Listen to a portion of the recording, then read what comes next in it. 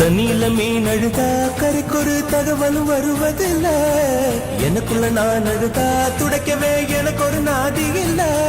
என் கண்ணீர் ஒவ்வொரு சொட்டும் வைரம் வைரமாகுமே. சபதம் சபதம் என்றே சலங்கை சலங்கை பாடுமே.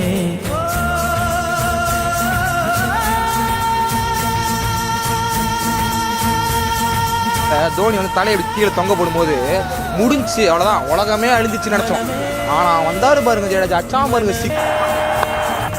சபதம்